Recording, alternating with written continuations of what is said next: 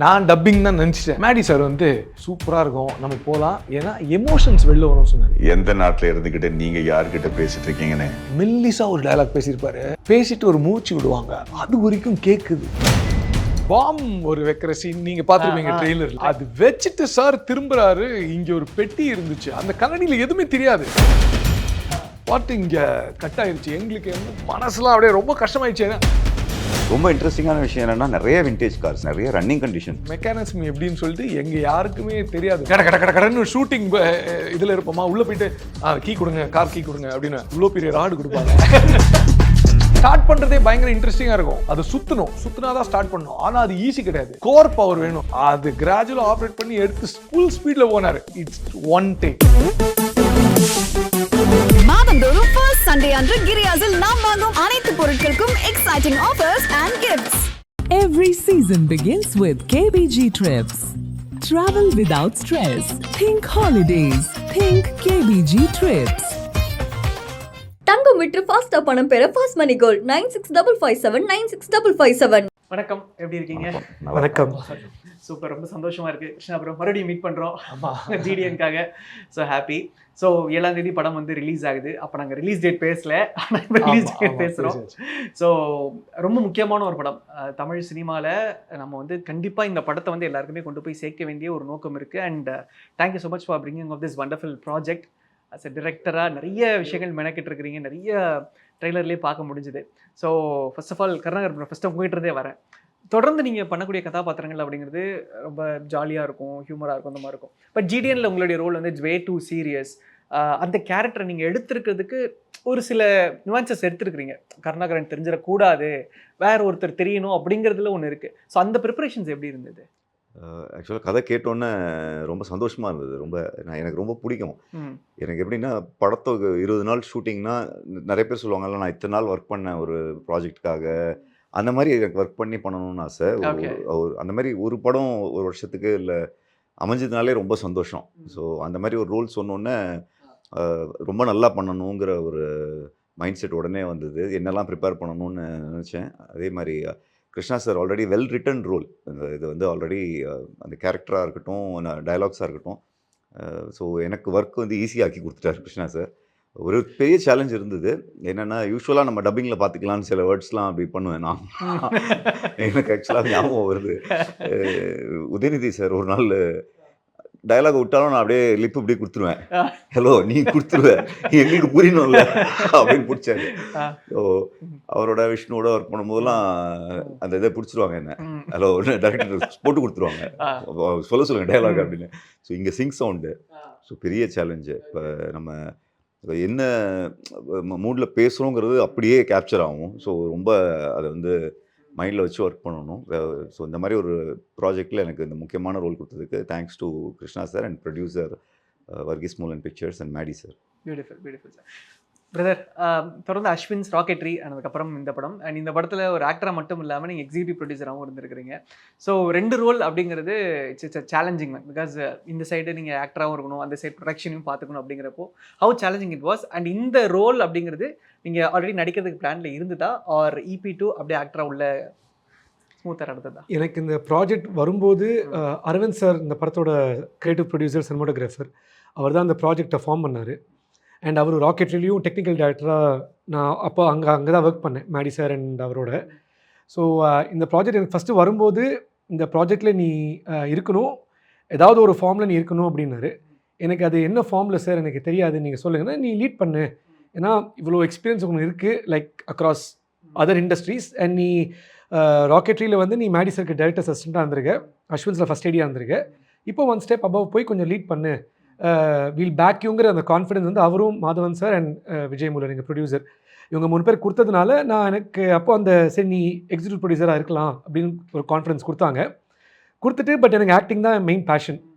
அப்போது நான் கிருஷ்ணா சாரை மீட் பண்ணும்போது, எனக்கு ஏதாவது ஒரு ரோல் இருக்குது, நான் ஆடிஷன் பண்ணலாமா அப்படின்னு சொல்லும்போது, அது ஒரு சின்ன ரோல் இருக்குது, நீ இந்த ரோல் பண்ணேன்னா இந்த ரோல் சின்ன ரோல், ஏன்னா நீ you are leading the project, so அது முக்கியம். அட் த சேம் டைம் இது சின்ன பண்ணாலும் இம்பேக்ட் ஆகாமல் யூ கேன் டூ இட் அப்படின்னு தான் உள்ளே போனது. அது அப்போ தான் இவரும் மாதவன் சாரும் ஸ்க்ரீன் பிளேவை ஒர்க் பண்ணியிருந்தாங்க, அதை இது பண்ணுறதுக்கு, ஃபைனல் பண்ணுறதுக்கு. அப்போ அதை ஒர்க் பண்ணும்போது அந்த கேரக்டரோட ஸ்கோப் வந்து பெருசாகிடுச்சு. அது வந்து எனக்கு பிளெஸ்ஸிங் அது. But definitely challenging. பட் என்ன அட்வான்டேஜ்னா first from production side your EP வந்து is as good as the team. Team ஸ்ட்ராங்காக இருந்தால் இபியோட வேலை ரொம்ப ஈஸி.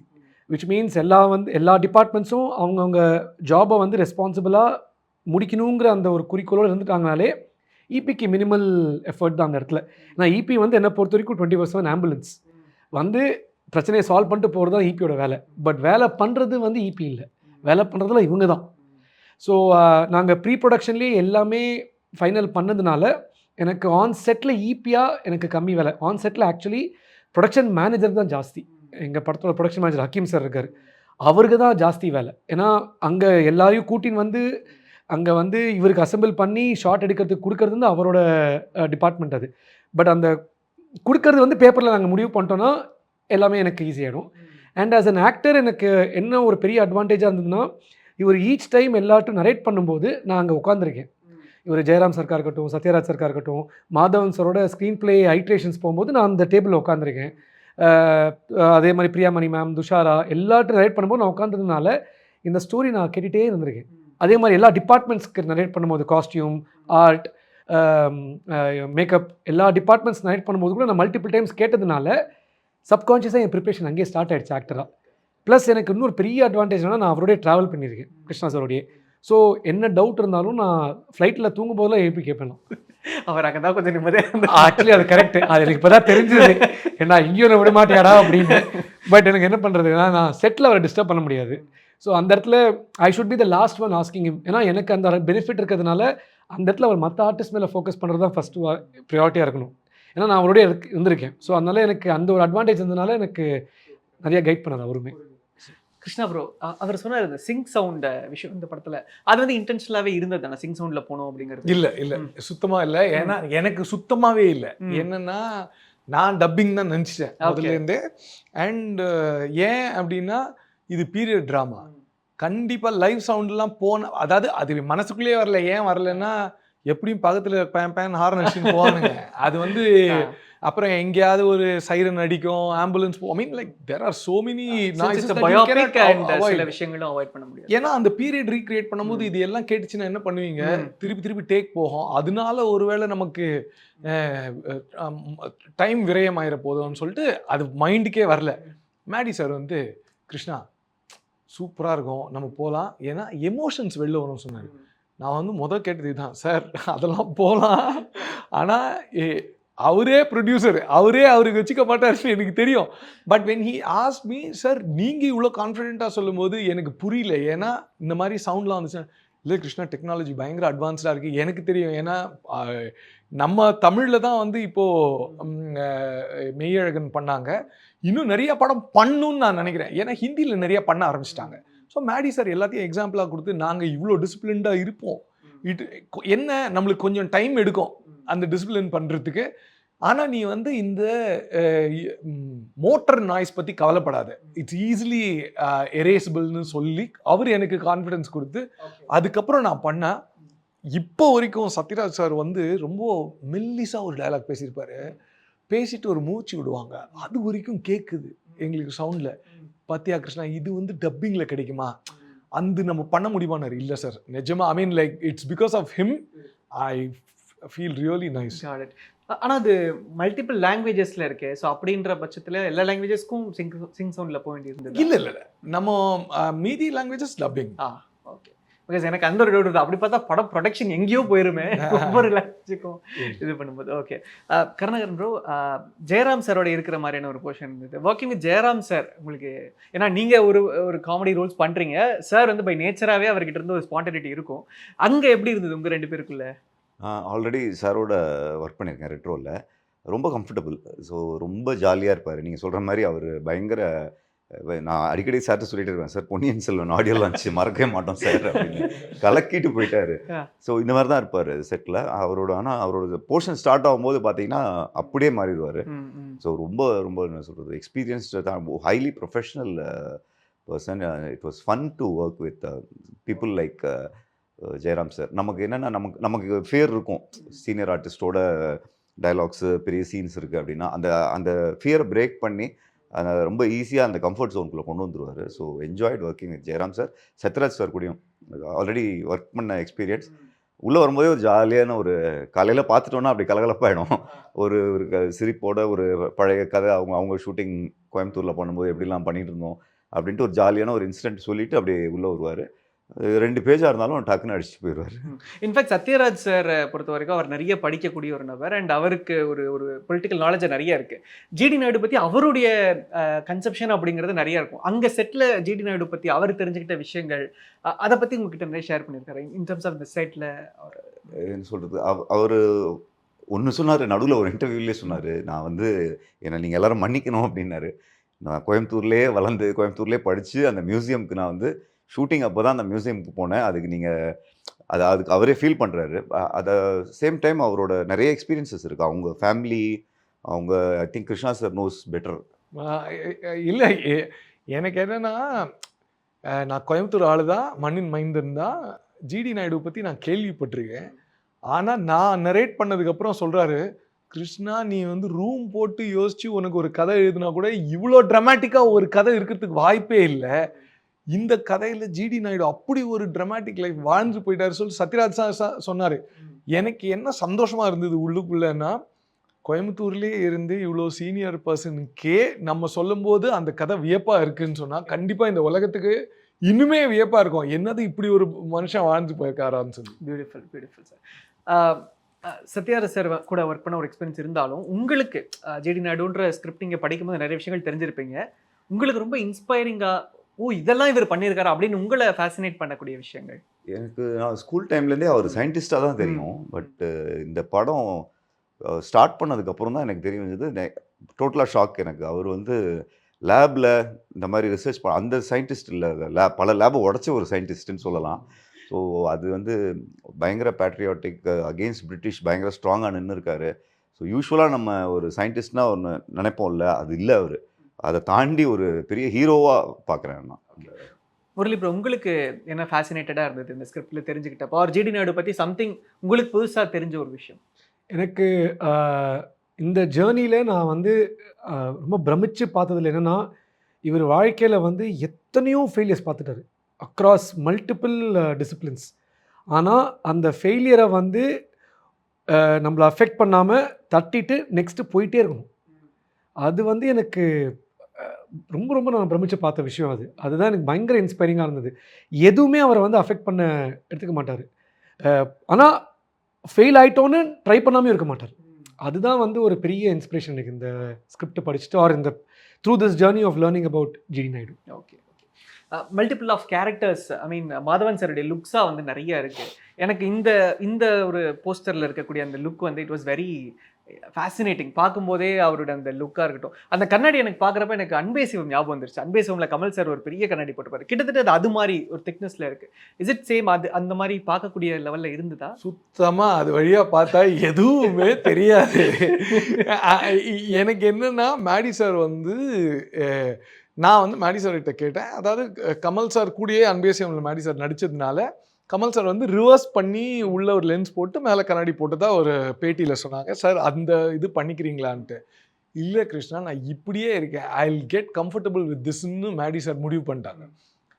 சரி, முடிவு பண்ணிட்டு எல்லாம் முடிச்சதுக்கப்புறம் ஒரு பாம் ஒரு வைக்கிற சீன் நீங்கள் பார்த்துருப்பீங்க ட்ரெய்லரில்.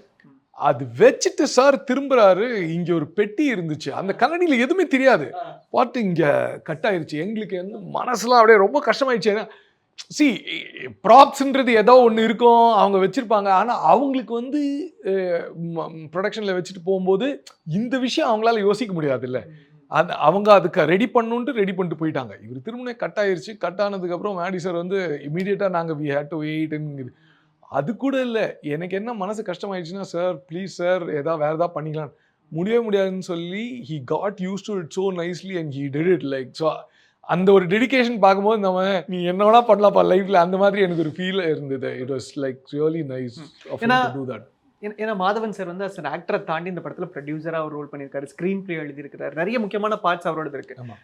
அண்ட் அவருடைய சமீபத்திய படங்கள், அவர் எடுக்கக்கூடிய படங்கள், நடிக்கிறது ஒரு பக்கம் இருந்தாலும் அவர் டைரக்ட் பண்ணுறது எல்லாமே இந்த நேஷனுக்கு ஏதாவது பண்ணணும், I want to contribute something to the nation மாதிரி இருக்கு. ஸோ ஜிடி நாயுடு எடுத்துட்டு போறப்பையும் அவருக்கு அந்த பேட்ரிட்டிசம் நிறைய இருக்கிற மாதிரி தெரிஞ்சது. அது எப்படி அந்த இது நடந்தது? இல்லை நான் என்ன தெரியுமா சொல்கிறேன், ஜிடி நாயுடுலேயே வில்லனாக நான் அவரை போட்டிருந்தேன்னா கூட அவர் பர்ஃபெக்டாக பண்ணியிருப்பார். So it is not about அவரோட அது மட்டும் எனக்கு நல்லா தெரியும்.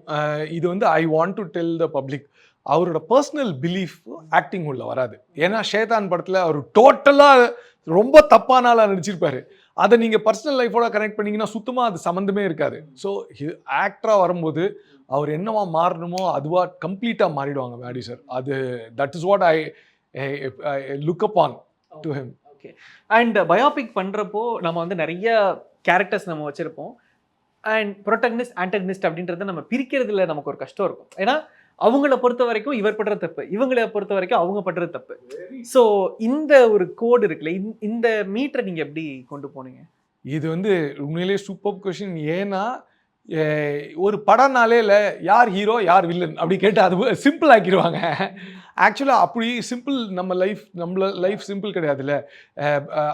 அப்பா பைக் எடுத்துகிட்டு போட்டுமா இன்னைக்கு காலேஜுக்குன்னா முடியாதுன்னாருனா டப்புன்னு அவரே வில்லன் ஆயிடுவார் நமக்கு. ஸோ எந்த பீரியடில் யார் வேணால் வில்லன் ஆகலாம்ல. நம்ம லவ் பண்ணுற பொண்ணை ஃப்ரெண்டே தட்டி போயிட்டான்னா டப்புன்னு அவனே நமக்கு வில்லன் ஆயிடுவான்ல. So you will never know who's the villain in your real life. அந்த ஒரு விஷயத்தை இந்த படத்தில் நம்ம டீசெண்டாக ஹேண்டில் பண்ணியிருக்கோம்னு எனக்கு தோணுது. ஏன்னா ஜிடி நாயுடுன்ற ஒரு ஹீரோவுக்கு எங்கேருந்து எந்த சைட்லேருந்து வில்லன் வந்தானே தெரியாது உங்களுக்கு. So who's the villain, who's not villain, யார் அவருக்கு பாதகம் பண்ணாங்க, யார் அவருக்கு சாதகமாக இருந்தாங்கன்னு சொல்லிட்டு நீங்கள் படம் பாருங்க. That will be a very nice journey for you to very interesting நினைக்கிறேன். கேட்கும் போதே I think I can feel that. And Kovind Vasantha அவருடைய மியூசிக், அந்த பாடல்கள் கேட்குறப்ப இட் வாஸ் லைக் வெரி ரேஜா அப்படி ஒரு மாதிரி இருந்தது. இனிஷியலி அவர் தான் இந்த ப்ராஜெக்டோட ஐடியாவில் இருந்தார், கோவிந்த் வசந்தா தான் அப்படின்றது ஃபர்ஸ்ட்லேருந்து. ஏன்னா எல்லாத்தையுமே ஒரு மைல்டாக ஒரு இடத்துல உடைக்கணும்ன்ட்டு ஆசைப்படுறது தான். ஸோ காமெடி பண்ணுறவங்க எல்லாரையும் வேறு ஷேடில் போடுறது, வேறு ஷேட் பண்ணுறவங்க எல்லாத்தையும் சீரியஸ் ஆக்குறது, இல்லை காமெடி பண்ண வைக்கிறது, இப்படி பண்ணால் அப்படி இல்லை. நான் வந்துட்டு எனக்கு செட்டிநாடு சாப்பாடு பிடிக்கும், இந்த சத்யா சாப்பாடு மலையாள சாப்பாடு ரொம்ப பிடிக்கும். ஏன்னா ஒரே ஐட்டங்களை வச்சு வேறு காம்பினேஷனில் பயங்கர ஸ்வீட்டாக தருவாங்களே. இப்போ ஆக்டர்ஸ்னால் ஒவ்வொரு ஆக்டருக்கும் அந்த காம்பினேஷன் இருக்கும் தெரியுமா, அந்த மாதிரி உடைக்கிறது தான் ஐடியாவாக இருந்தது. ஸோ அதை நம்ம கரெக்டாக பண்ணதுனால இது நடந்தது. Beautiful bro. ப்ரோ உங்களுக்கு இது 3வது படம். 3வது படத்திலே வந்து நிறைய பெரிய பெரிய நடிகர்களோட ஸ்க்ரீன் ஸ்பேஸ் ஷேர் பண்ணக்கூடிய ஒரு ஆப்பர்ச்சுனிட்டி எப்படி இருந்தது இனிஷியலி? ஏன்னா கன்சிஸ்டண்ட்டாக படங்கள் பண்ணாலும் ஒரே படத்தில் இவ்வளோ பேர் இருக்கிறப்போ ஹவ் வாஸ் இட்? அது ட்ரீம். அது வந்து நான் எவ்வளோ பிளான் பண்ணாலும் இதெல்லாம் வந்து யாருக்குமே அவ்வளோ ஈஸியாக அமையாது. அது that's again blessing and very thankful to Krishna sir and my producers. And அவங்களோட ஸ்க்ரீன் ஷேர் பண்ணும்போது இவர் கருணாகரன் சார் மற்ற இன்டர்வியூஸை சொன்னார், அவங்க வந்து ஜெயராம் சாராக இருக்கட்டும், சத்யராஜ் சாராக இருக்கட்டும், மாதவன் சாராக இருக்கட்டும், ஃபஸ்ட்டு அவங்க சுற்றி வர ஆர்டிஸ்ட்டை வந்து ஃபஸ்ட்டு கம்ஃபர்டபுள் ஆக்க ட்ரை பண்ணுவாங்க. அதுக்கப்புறம் தான் அவங்க லைக் ரிஹர்சலில் இப்படி பண்ணலாம் அப்படி பண்ணலாங்கிற அந்த ஒரு கொலாபரேட்டிவ் எஃபர்ட் தான் ஃபஸ்ட்டு அவங்க வந்து எங்களுக்கு சொல்லி கொடுத்து அதுக்கப்புறம் தான் டேக்குக்கே போகும். ஸோ அது வந்து எனக்கு பயங்கர இன்ஸ்பைரிங்காக இருந்தது. ஸோ அந்த இடத்துல வந்து அந்த நர்வஸ்னஸோ இல்லை அந்த ஒரு தயக்கமோ ஒன்றுமே இருக்காது. அது உடச்சி இந்த இடத்துல நீ இந்த கேரக்டரை தான் ப்ளே பண்ண போகிற. அவரும் அந்த கேரக்டர் தான். அவர் மாதவன் சார் கிடையாது, அவர் சத்யராஜ் சார் கிடையாது, அவர் ராமையா பிள்ளை, இவர் நாயுடு. நீ அவங்களோட ஸ்க்ரீன் ஷேர் பண்ண ஒரு மூவன், அவ்வளோதான். அந்த இடத்துல அவங்க வந்து எங்களுக்கு சொல்லி கொடுத்த ஒரு விஷயம். ஸோ அது வந்து I am very blessed to have screen share with these legends. Sir இப்போது ஒரு 10-15 நிமிஷத்துக்கு முன்னாடி ஸ்கூல் படிக்கிற பசங்களுக்குலாம் வந்து அந்த டைமில் இருக்கக்கூடிய லீடர்ஸோட படம் தேட்டரில் போட்டால் ஸ்கூல்லேயே கூட்டு போய் காட்டுவாங்க. இந்த படத்துக்கு ஆக்சுவலாக அந்த மாதிரி பிளான்ஸ் இருக்கா, ஆர் அதை பற்றி யோசிச்சிருக்கிறீங்களா சம்வேர் அந்த மாதிரி ஏதாவது? ஸோ நான் வந்து I would invite students, teachers, parents, everybody to come and watch the movie. ஏன்னா எல்லா வயசுக்காரங்களுக்குமே ஜிடி நாயுடு ஒரு எக்ஸாம்பிளாக இருந்திருக்கிறாரு. நீயா இரு, you can win as being your செல்ஃப்னு சொல்லிட்டு ஒரு விஷயம் இருக்குல்ல. எல்லாருமே ஒரு யூனிக் பீஸ், எல்லாருக்குமே ஒரு பயங்கர டேலண்ட் இருக்குன்னு சொல்லி அது வந்து ஜிடி நாயுடு வாழ்ந்து காமிச்சிருக்காரு. ஸோ அதனால everybody will have a lesson from him, lesson to learn from him, get inspired from him. அதனால கண்டிப்பாக இது அவங்களே வந்து பார்த்துட்டு they will take the initiative to do that. ஏன்னா நான் ஏன் கேட்டேன்னா இன்னைக்கு எவ்ரிதிங் இஸ் கமர்ஷியல். இப்போ நம்ம ஜிடி நாயுடு அப்படின்ற ஒருத்தர் நம்ம படமாக ப்ரெசென்ட் பண்ணுறப்போ பீப்புள் வாண்ட் தட் ஆஸ்பெக்ட். ஒரு இதில் எனக்கு என்ன என்டர்டைன்மெண்ட் இருக்குது, இப்போ நீங்கள் சொன்ன மாதிரி ஒரு வாழ்க்கையே ஒரு சினிமேட்டிக்கான ஒரு வாழ்க்கை தான். ஆனால் we have to present that, அந்த மக்கள்கிட்ட கொண்டு போய் சேர்க்கறதுக்கு. இப்போ துரந்தருடைய வெற்றி அப்படிங்கிறது அது ஒரு பயோபிக் சார்ந்த படம், but it had other commercial elements into it. இப்போ ஜிடிஎனை நம்ம கொண்டு போய் சேர்க்கறதுக்கு நம்ம ஒன்று பண்ண முயற்சி பண்ணுறோம் இல்லையா? ஸோ அந்த விஷயம் தான். அது எப்படின்னா ஒவ்வொரு ஜான்ரா நம்மளுக்கு பிடிக்கும். ஓகே, ஒரு ஹாரர் ஜான்ரானா போய் பார்ப்போம். இப்போ துரந்தர் வந்து ஆக்ஷனாக பண்ணியிருப்பாங்க. அது வந்து என்னதான் அது பீரியடாக இருந்தால் கூட அந்த ஆக்ஷனுக்கு நிறைய இம்பார்ட்டன்ஸ் கொடுத்துருப்பாங்க. ஸோ அந்த ஃபேன்ஸ் போய் பார்ப்பாங்க. ஒரு பீரியட் ட்ராமா அப்படின்ற ஒரு ஜான்ரா யாருக்கெல்லாம் ரொம்ப பிடிக்குமோ அதோட ஒரு ஒரு ஒரு பெஸ்ட்டாக இந்த படம் இருக்கும்னு நான் சொல்லுவேன். ஓகே ஓகே பிரதர், இப்போது அங்கே செட்ஸில் வந்து அந்த கார்ஸாக இருக்கட்டும், அவங்க போட்டிருந்த செட் டிசைனாக இருக்கட்டும், இப்போ செரில் குருவிழா வந்து ஒரு இன்ட்ரெஸ்டிங்கான ஆஸ்பெக்ட்ஸ் எடுத்துருக்குற. அப்படி நீங்கள் பார்க்குறப்போ ஆல் தோஸ் செட்ஸ், அந்த கார்ஸ், அதை நம்ம ரீக்ரியேட் பண்ணிருக்கோம். பட் அந்த டைமில் ஜிடி நாயுடு அதை பண்ணியிருப்பார். அப்படி உங்களுக்கு அந்த செட் ரீக்ரியேஷன்ஸாக இருக்கட்டும், அந்த cars and all those things பார்க்குறப்ப எப்படி இருந்தது? ஆக்சுவலாக நீங்கள் நிறைய இடத்துல டிஃப்ரென்ஸே பண்ண முடியாது. நிறைய ஷூட் வந்து குன்னூர், அப்புறம் ஊட்டியில் நிறைய பிரிட்டிஷ் பில்டிங்ஸ்லேயே எடுத்தாங்க. சில இடம் வந்து அப்படியே அங்கே எப்படி இருக்குமோ அதே மாதிரி தான் இருக்கும். இப்போ எக்ஸாம்பிள் கலெக்டர் ஆஃபீஸ், எது ரியல் எது ஒர்க் பண்ணியிருக்காங்கிறது டிஃப்ரென்ஸ் எங்களுக்கு நேர்லேயே பார்க்க முடியாது. ரொம்ப இன்ட்ரெஸ்டிங்கான விஷயம் என்னென்னா நிறைய விண்டேஜ் கார்ஸ், நிறைய ரன்னிங் கண்டிஷன். அப்படி கேட்கும்போது சர்ப்ரைசிங்காக இருக்கும். ஓகே, இந்த கார் ரன்னிங்கா அப்படின்ட்டு, ஆமாம் போங்க ரவுண்ட் அடிக்கலாம். ஸோ அந்த டைமில் இருந்த இன்ஜின்ஸ், ஒவ்வொரு காருக்கும் வேறு மெக்கானிசம். இப்போ ஃப்ரண்ட்லேருந்து அப்படி சுற்றி ஸ்டார்ட் பண்ணணும். ஒவ்வொருவோட இன்ஜின், ஸ்டீம் என்ஜின் வெஹிக்கிள்ஸ்லாம் கூட ஸ்பாட்டில் இருந்தது. பழைய டைப்ரைட்டர்ஸ், நிறைய இன்ட்ரெஸ்டிங்கான விஷயங்கள்லாம். இது மாதிரி ஏதாவது ஒன்று பார்த்தாலே இன்ட்ரெஸ்டிங்காக இருக்கும். பட் ஸ்க்ரீன் ஃபுல்லாக ஆடியன்ஸுக்கு அப்படியே எக்ஸைட் ஆகி பார்க்குற மாதிரி நிறைய விஷயங்கள் இருக்குது. Great great. மாதவன் சார் வந்து இப்போ சார் சொன்ன மாதிரி அந்த விண்டேஜ் கார்ஸ் அதெல்லாம் பார்த்துட்டு, ஏன்னா நம்ம ரீசெண்டாக அந்த ஒரு ப்ரொமோஷன் ஆக்டிவிட்டியில் அவர் கார் டிரைவ் பண்ணி நம்ம பார்த்தோம். அங்கே அவர் எப்படி இருந்தார் ஆல் தீஸ் விண்டேஜ் கார்ஸ்? ஒரு சீனில் வந்து கலக்கிட்டாரு.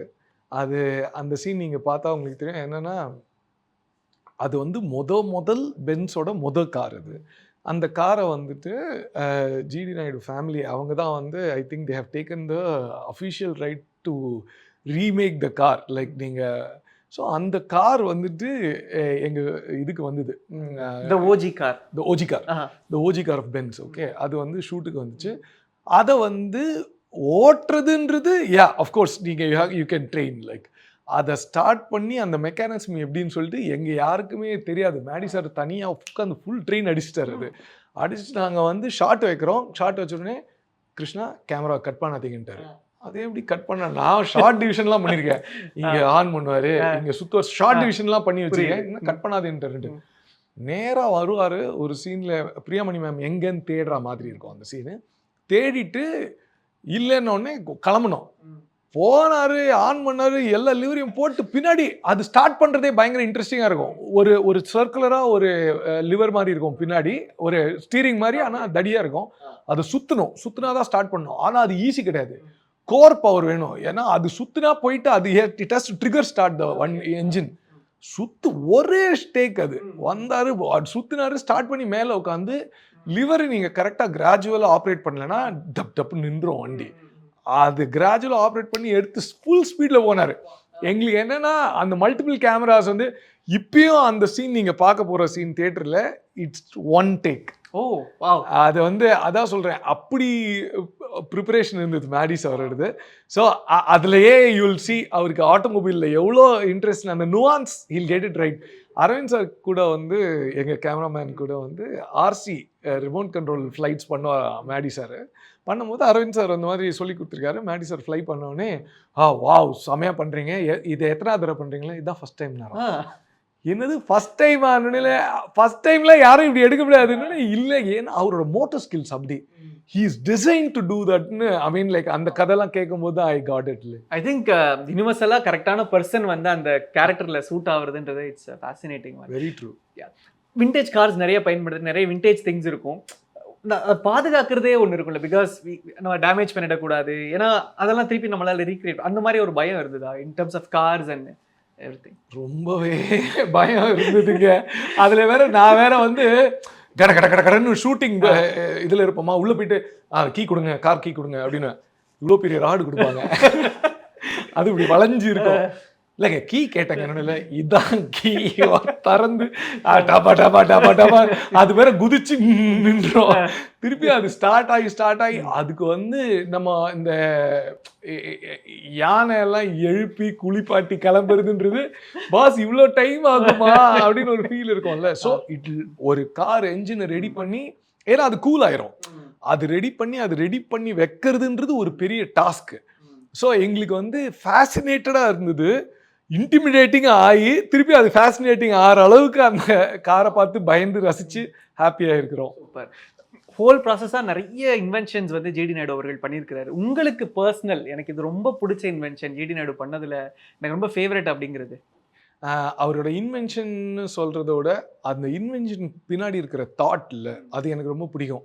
இப்போ வந்து ஒரு பிளேடு, யூஎம்எஸ் பிளேட் ரொம்ப ஃபேமஸானது விஷயம்.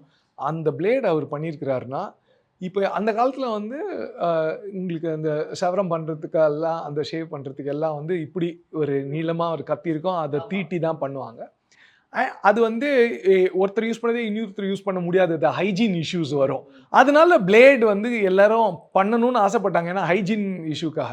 ஆனால் எல்லாராலையும் பிளேட் அஃபோர்ட் பண்ண முடியாது. ஏன்னா இப்போது கமர்ஷியலுக்காக தயாரிக்கிறவங்க வந்து ஒரு 3-4 தடவை ஷேவ் பண்ண உடனே அது போயிடணும், மழுங்கிடணும், அப்புறம் அதை தூக்கி போட்டு இன்னொன்று வாங்க மாட்டாங்களே. அந்த கமர்ஷியல் எண்ணத்தோடு தான் தயாரிச்சுட்டு இருந்தாங்க அந்த காலத்தில். பிரிட்டிஷ் கூட அதானே, காமர்ஸ் தானே எல்லாருக்குமே. ஆனால் ஜிடி நாயுடு வந்து முதல்ல சாமானியர்களுக்கு அந்த பிளேடு கிடைக்கணும், அதனால விலையை குறைக்கணும். பிரிட்டிஷ் கொடுத்த விலையில் பல மடங்கு கம்மியாக அவர் கொடுத்தாரு. ஒரு பிளேடு வந்து 20லேருந்து 30 தடவை வரைக்கும் ஷேவ் பண்ண முடியும் ஒரு பிளேட்னால. இந்த சைடு 15 தடவை, அந்த சைடு 15 தடவை ஷேவ் பண்ணக்கூடிய அதுக்கான டியூரபிலிட்டி ஒன்று தயார் பண்ணோம். அப்போ அதுக்கு வந்து ஒரு இண்டஸ்ட்ரியல் மைண்ட் இருக்கணும்ல உங்களுக்கு. அதை மாதிரி ஒரு சாமானியனுக்கு ஒரு லக்ஸுரி கிடைக்கணும். அந்த லக்ஸுரி வந்து லாஸ்ட் ஆகணும் ஒருத்தனுக்கு. அவன் வந்து திருப்பி காசு செலவழிச்சிடக்கூடாதுன்ற ஒரு ஆளுக்கு கமர்ஷியல் எண்ணம் இருக்க முடியுமா? அது இல்லாமல் பண்ணியிருக்காருன்னா அது ஒரு சேவை மனப்பான்மை தானே. So above his inventions, the thought behind the invention was the greatest, like very fascinating. கண்டிப்பாக ரொம்ப இன்ட்ரெஸ்டிங்காக இருக்குது. Thank you for that. Finally GD Naidu இந்த படம் திரையரங்குக்கு வரப்போகுது. மக்களுடைய மைண்ட் செட் அண்ட் மக்கள் ஏன் இந்த படம் பார்க்கணும், அவங்களுக்கு என்ன ஒரு டேக்அவே கிடைக்க போகுது? நான் ரொம்ப எதிர்பார்க்குறது ஸ்டூடெண்ட்ஸ், குழந்தைங்களை கூட்டிகிட்டு போய் இந்த படத்தை ஃபேமிலியாக பார்க்கணும். ஏன்னா நான் சின்ன வயசுலேருந்து எப்பயுமே ரொம்ப ஒரு படத்துக்குள்ளே போயிட்டோன்னா அந்த ஹீரோவாக கொஞ்ச நேரம் இமேஜின் பண்ணிக்குவேன். ஸோ அந்த மாதிரி பசங்களுக்கு இந்த மாதிரி ஒரு கிரேட் சயின்டிஸ்ட் அண்டு ஒரு கிரேட் ஃப்ரீடம் ஃபைட்டர் இப்படி ஒருத்தர் இருந்தார் அப்படிங்கிறத வந்து தேட்டரில் போய் பார்க்கும்போது ஆஸ் அ ஸ்டூடெண்ட்டாக அவங்களுக்கு ஒரு இன்ஸ்பிரேஷன் வரும். நம்ம இந்த மாதிரி பண்ணணும், இல்லை அவங்க ஸ்கூல் ப்ராஜெக்ட்ஸாக இருக்கட்டும், ஒரு சின்ன விஷயமா ஸ்டார்ட் ஆகலாம், they might end up becoming a scientist. So குழந்தைங்க அதிகமாக போய் பார்க்கணும். நான் ரொம்ப ஆர்வமாக வெயிட்டிங், என் டாக்டர்ஸை கூப்பிட்டு போய் தேட்டரில் பார்க்கணும் அந்த படம். Great. Final question to you. இப்போது இது வந்து ஒரு நேஷன் சார்ந்த ஒரு படமாக இருக்குது and of course it's gonna be ஒரு நேஷனில் ஒரு நடந்த ஒரு முக்கியமான விஷயம். வேர் இஸ் கவர்மெண்ட்டுடைய support or promotion for the government and நீங்கள் எதிர்பார்க்குறீங்களா or something like that? So இதில் என்னென்னா, ஏற்கனவே ஜிடி நாயுடு மேலே ஒரு பாலம் ஒன்று கட்டியிருக்காங்க. ஸோ என்ன விஷயம்னா, ஜிடி நாயுடு யார்? எல்லாரும் வந்து நாயுடு அப்படின்னு பேர் வரும்போது அதுக்கு ஒரு சர்ச்சை வந்தது, ஜாதி பேருன்னு சொல்லி. ஆனால் சர்ச்சையை வந்து பேசினவங்க எல்லாருக்குமே வந்து அந்த காலத்தில் எல்லாரையுமே ஜாதி பேர் வச்சு தான் கூப்பிடுவோன்ட்டு அவங்களுக்கு ஒருவேளை அந்த அறியாமை இருக்கலாம். அந்த காலத்தில் வந்து எல்லாரையும் ஜாதி பேர் வச்சு தான் அட்ரஸ் பண்ணியிருக்காங்க. ஆனால் சிலர் ஜாதியை வச்சு அரசியல் பண்ணதுனால நம்மளுக்கு எல்லாருக்கும் இப்போது ஜாதின்னு அது ஒரு அந்த வெறுப்பு இருக்குது. அது கரெக்ட் தான். ஆனால் this man is beyond that. அதை வந்து எல்லாரும் வந்து பார்த்து தெரிஞ்சுக்க அப்புறம் இப்போ கவர்மெண்ட்னா யார்? மக்கள் ஆள்றவங்க தான். ஸோ அவங்களும் வந்து பார்த்து தெரிஞ்ச அப்புறம் அவங்களே தேல் டூ சம்திங்னு எதிர்பார்க்குறோம். பிகாஸ் இவர் இவ்வளோ பெரிய ஆளான்னு பார்த்தப்பறம் they'll have to do something. True. Wonderful. Thank you so much for wonderful time. ரொம்ப சந்தோஷமாக இருக்குது. So 7th of August GDN release ஆகுது. அதுக்கு எங்களுடைய வாழ்த்துக்கள். தேங்க்யூ. மாதந்தோறும் ஃபர்ஸ்ட் சண்டே அன்று கிரியாஸில் நாம் வாங்கும் அனைத்து பொருட்களுக்கும் exciting offers and gifts. Every season begins with KBG Trips. Travel without stress. Think holidays. Think KBG Trips. தங்கம் விற்று ஃபாஸ்டா பணம் பெற ஃபாஸ்ட் மணி கோல்ட் 9655796557.